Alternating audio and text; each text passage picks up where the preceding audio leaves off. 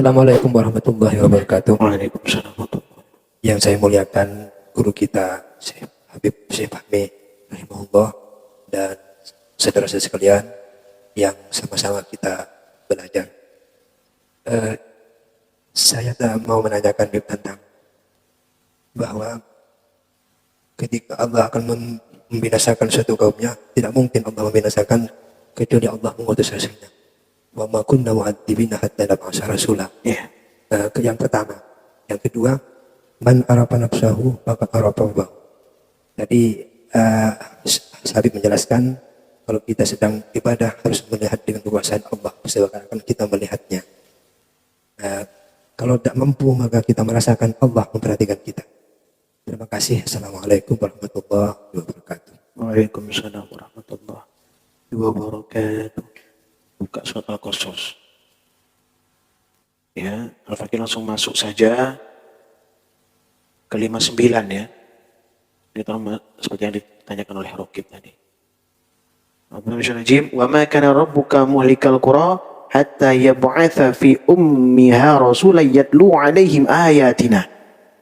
Dan Tuhanmu tidak akan membinasakan negeri-negeri sebelum dia mengutus seorang rasul di ibu kotanya yang membacakan ayat-ayat kami kepada mereka. Loh, sekarang kalian duduk di majelis penuh rahmat ini, sekarang ini.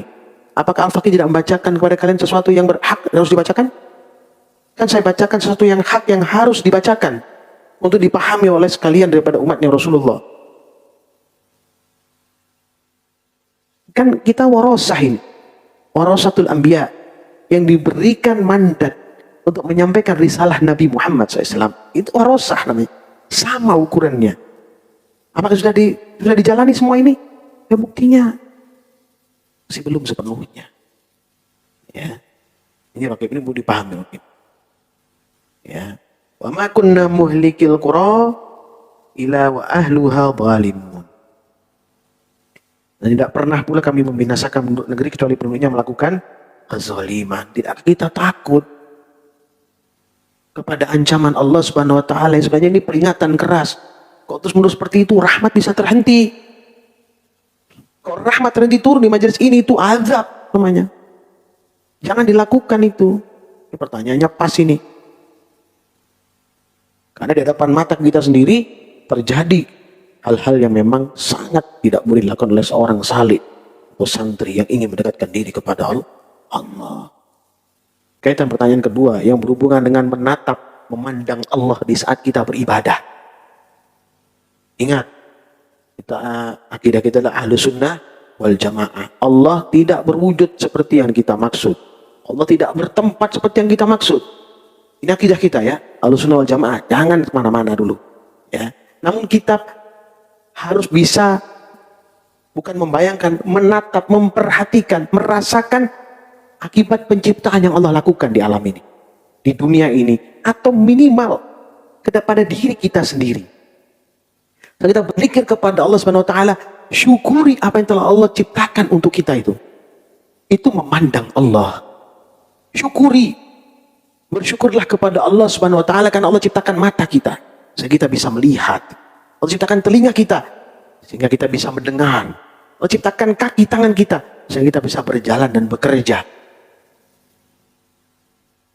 Syukuri itu. Jadilah hamba abdan syakura. Itu didikan Rasulullah kepada kita. Bukan memandang Allah seperti memandang makhluk. Enggak. Pandanglah ciptaan Allah ini yang kita tidak bisa menghitung nikmatnya. Saking luasnya. Ya. Ini perlu dipahami. Saking maha agungnya. Allah SWT menciptakan segala sesuatu yang mendampingi kita dalam kehidupan. Itu Rokib.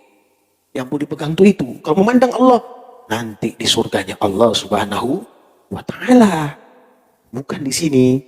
Bisa dipahami ya. Ini penting karena kalau kita mengseli nanti bahaya kita.